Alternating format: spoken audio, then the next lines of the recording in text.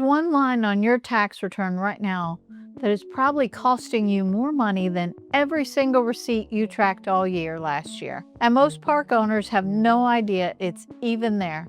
I'll get to that line in a minute. But first, let me actually answer the question, because if you came here asking what you can write off as a campground owner, you deserve a full list before anything else. The short answer is this. As a campground owner, you could write off 6 things. Everything it costs to keep the gates open, everything you pay people, everything you drive and carry, everything you fix, everything you build or buy, and a handful of costs almost every owner forgets. Let me walk you through all 6, because the details inside them are where the money actually is. The first one is everything it costs to keep the gates open.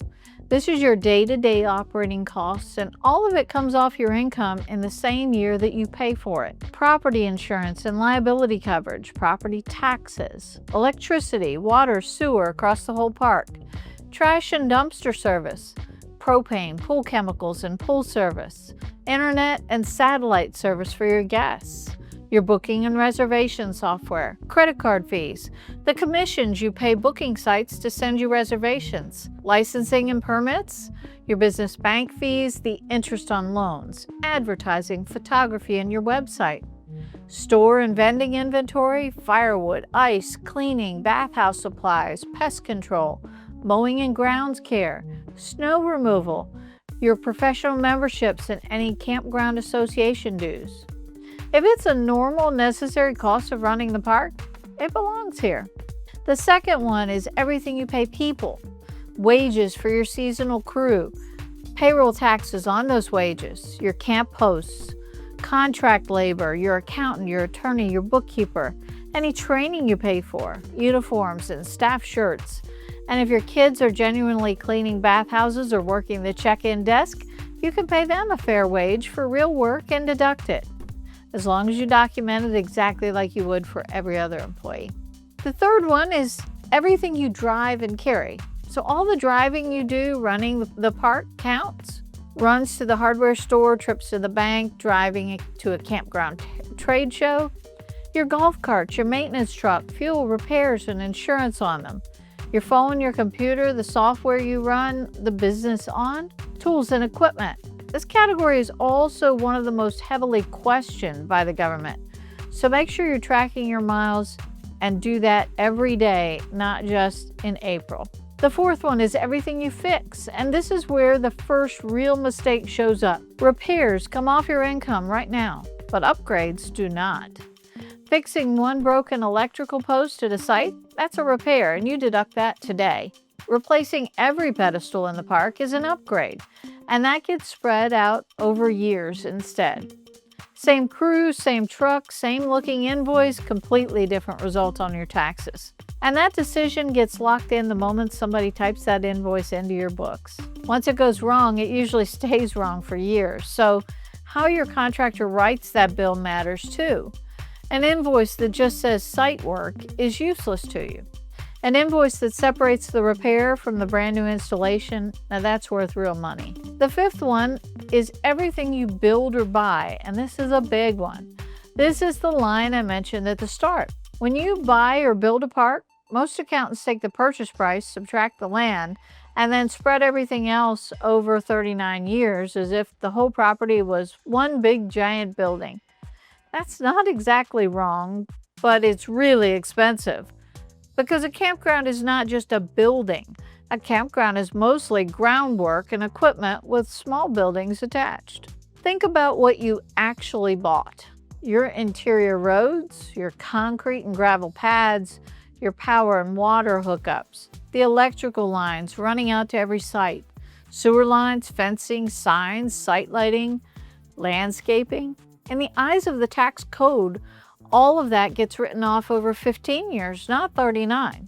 Your cabins, park-owned units, playground equipment, furniture, appliances, laundry machines, those are all written off over 5 to 7 years instead. And when you buy a park that's already operating, part of what you're paying for is the business itself.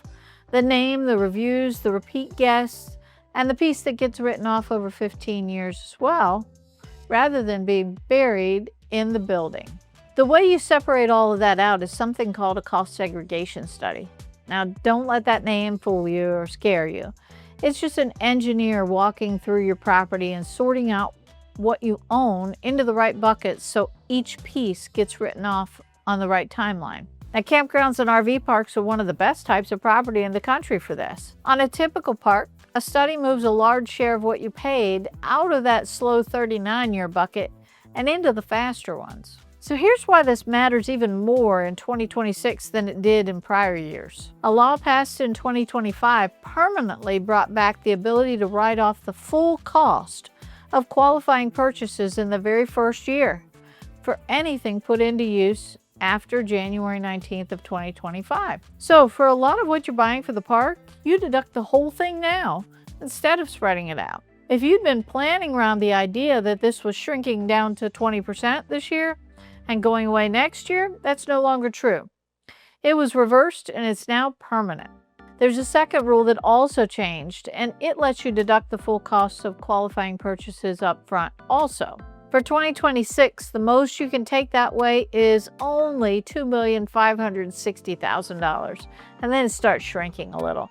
So once you put more than $4,090,000 into property service, then those rules change. These two rules are not the same thing, and mixing them up is how owners get hurt. The second one is capped by how much your business actually earned, so it can't push you into a loss. The first one does not have a cap like that, though.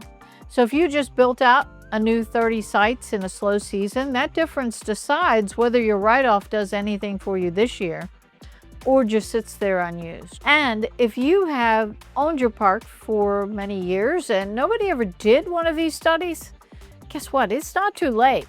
You can generally have it done now and catch up every write-off you missed on this year's tax return without having to go back and redo the old ones. That's some magic. The sixth and last one is what almost everyone forgets. When you buy a park, the closing paperwork decides how much of your price gets assigned to the land, buildings, equipment, and the business itself. That single page drives your write-offs for the next 10 years. And what is good for you is bad for the seller. So do not let it get signed without your accountant reading it. If you or your manager live on the property, that housing can be treated very differently than most owners assume, but only when it's set up correctly.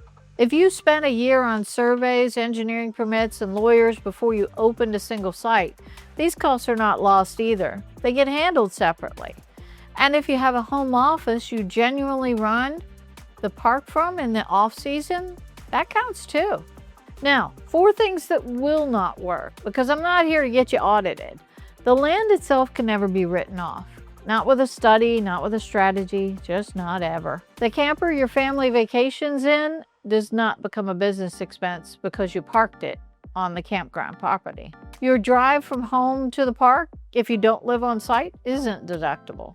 An upgrade does not turn into a repair just because you'd rather have the money this year. That last one's the fastest way to turn a routine review into a really expensive one. So what can you write off as a campground owner? Everything it costs to keep the gates open, everything you pay the people, everything you drive and carry, everything you fix, everything you buy or build. And that last handful of costs that almost every owner leaves on the table, that is the answer, 6 buckets. But here's the part I want you to actually walk away with.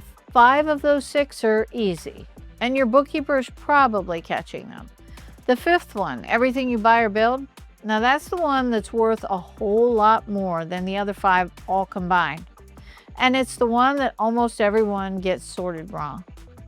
Your money is not in your receipts. It's in how your roads, your hookups, your pads got sorted, and in how your purchase price got split out at closing. Now, every park is different. This is general information, not advice on your specific return. So sit down with somebody who actually works with campgrounds and run your own numbers. If you want that to be us, there's a link in the description below to book a call. We'll look at your return, we'll look at how your park is currently sorted out, and tell you straight which of those 6 buckets you're leaving money in. And if you want more of this, subscribe. We make this channel specifically for campground and RV park owners, and there is a lot more coming.